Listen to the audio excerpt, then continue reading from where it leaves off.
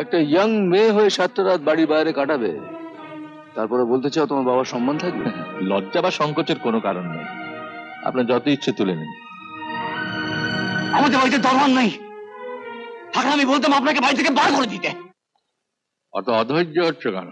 বসো না, রূপাকে খবর পাঠিয়েছি, এক্ষুনি 11টার সময় কাকাকে এয়ারপোর্টে পৌঁছে দিতে হবে। এখন প্রায় 10টা বাজে। আমি চেয়েছিলাম কাকার সাথে একটু ভালোভাবে আলাপ করিয়ে দিতে। কাকা এত করে ওকে দেখতে চাইলেন। 10 বছরে উনি কলকাতা একবার আসেন, এবারে মিস হলে।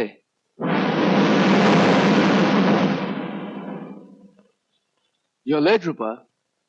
হ্যাঁ জানি, 10টায় হাসপাতালে পৌঁছবার কথা। হাসপাতালে? হাসপাতাল মানে?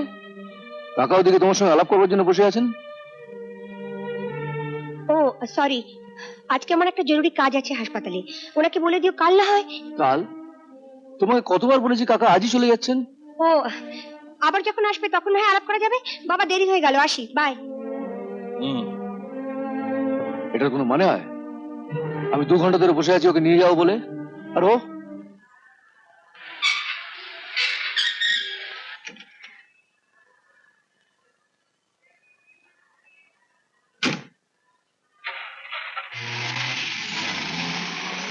এক্ষুনি 2 বোতল রক্ত চাই। রক্ত? মেডিকেল কলেজের ব্লাড ব্যাংকে পাওয়া যাবে, কুইক।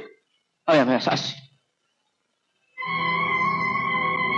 হ্যাঁ, বাবা মাকে দেখো। আচ্ছা।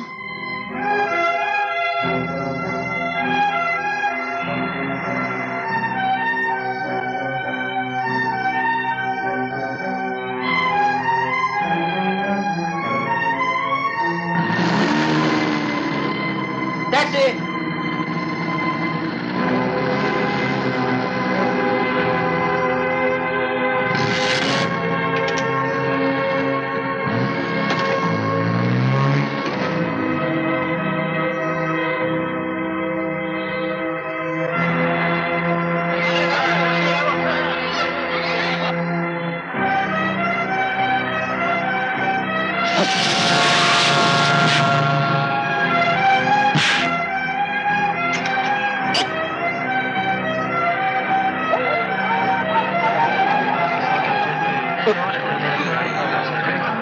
চলুন একটু দেখতে দিন কি হলো। সরে দাঁড়ান না একটু। চুপ করুন আপনারা, আমি একজন ডাক্তার। এনাকে হাসপাতালে নিয়ে যেতে চাই, সাহায্য করুন। আসুন, ধরুন তো এনাকে। একটু সরে দাঁড়ান, চেঁচামেচি না করে এনাকে একটু তুলে দিন না আমার গাড়িতে। চলুন। রক্ত এনেছেন? আমার ছেলে এখনো ফেরেনি। সে কি এত দেরি হচ্ছে? ডাক্তারবাবু, আমার রক্তের গ্রুপ আর মেয়ের রক্তের গ্রুপ একই। আমি যদি রক্ত দিই।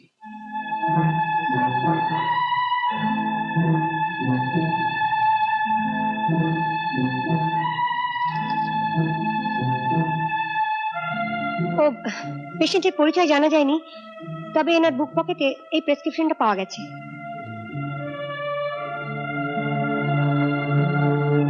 Ideal nursing home. ইয়েস। আচ্ছা আচ্ছা, বিশ্বনাথ বাবুকে তাড়াতাড়ি ডাকুন, তার ছেলের খবর পাওয়া গেছে। আপনি? হ্যাঁ স্যার, অ্যাক্সিডেন্টটা আমি করেছি। হঠাৎ করে গাড়ির সামনে ছুটে এসে পড়লো। স্যার, আপনি যদি আমার ডিউটিটা এমার্জেন্সিতে করিয়ে দেন, আমি দিনরাত দেখাশোনা করব। বেশ, তো আমি ডক্টর চক্রবর্তীকে বলে দিচ্ছি। Thank you very much sir. Wish you all the best. ও স্যার, আমি একবার বাড়িতে গিয়ে বাবা মাকে বলে আসি যে আমি কদিন বাড়ি ফিরবো না। হোয়াট?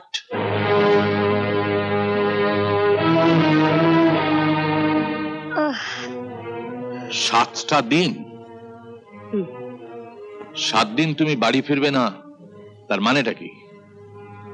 হাসপাতালে একজন সিরিয়াস পেশেন্টের দেখাশোনা করার জন্য আমার ওখানেই থাকা দরকার। কেন, হসপিটালে আর কোনো ডাক্তার নেই তুমি ছাড়া? থাকবে না কেন? তবে কি? তবে কি? আজকে হাসপাতালে যাবার সময় আমি একটা অ্যাক্সিডেন্ট করেছি, তাই এখন আমার দায়িত্ব ওই পেশেন্ট। অ্যাক্সিডেন্ট হয়েছে ঠিক আছে, যার লেগেছে তাকে ক্ষতিপূরণ হিসেবে 500-700 টাকা দিয়ে দাও, হয়ে যাবে। আচ্ছা বাবা, তুমি কি টাকা ছাড়া কিছুই চিনলে না? না, ডাক্তার হিসেবে তো আমার একটা কর্তব্য আছে। আমি আপনাকে তখনই বারণ করেছিলাম আঙ্কেল, রূপাকে ডাক্তারি পড়াবেন না। রোগীর নারেটিভে পেট ভরানোর জন্য ওই বংশে জন্মায়নি। প্লিজ শোভন, আমার ব্যক্তিগত ব্যাপারে কেউ কথা বলে এটা আমি পছন্দ করি না।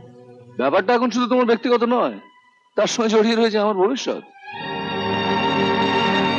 ভবিষ্যতের ভাবনাটা ভবিষ্যতে ভাবলেই চলবে, এখন আমাকে আমার বর্তমানে থাকতে দাও।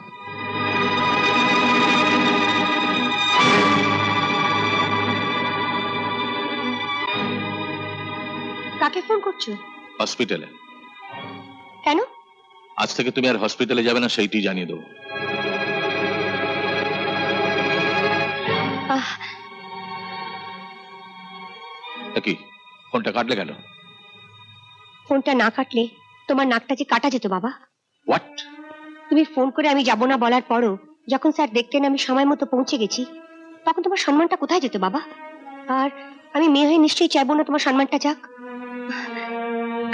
একটা ইয়াং মেয়ে হয়ে 7টা রাত বাড়ির বাইরে কাটাবে, তারপরে বলতে চাও তোমার বাবার সম্মান থাকবে? যখন তোমার মতো একটা অপদার্থ ছেলের সঙ্গে মিশছি আর তাতে যদি বাবার সম্মান নষ্ট না হয়, রূপা, তাহলে ওকে তুমি বলে দাও বাবা, ভবিষ্যতে ও যেন আমার কোনো ব্যাপারে নাক না গলায়।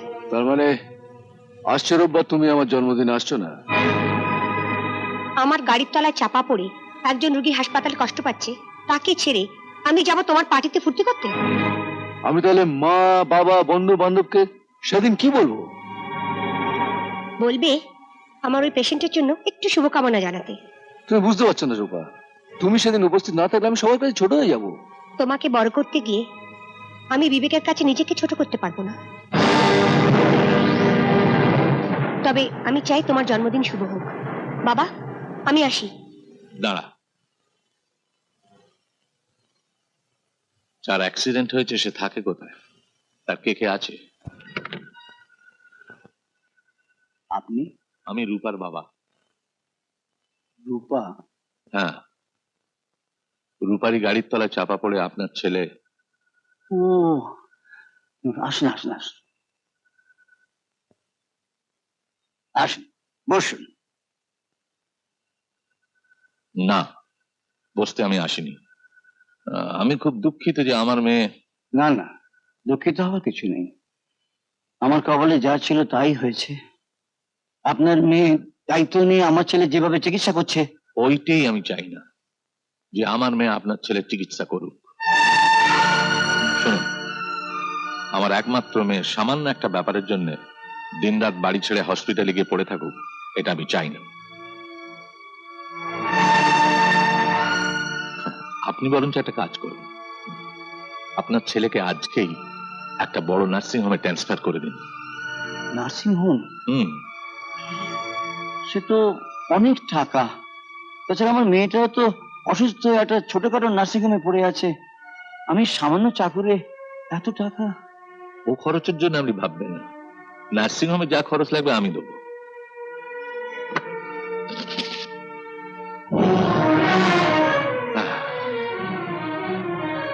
বলুন কত চাই? আপনার ছেলের থেকে আমার কাছে আমার মেয়ের জীবনের দাম অনেক বেশি। আপনার ছেলের চিকিৎসা করতে গিয়ে আমার মেয়ে যদি অসুস্থ হয়ে পড়ে, লজ্জা বা সংকোচের কোনো কারণ নেই, আপনার যত ইচ্ছে তুলে নিন।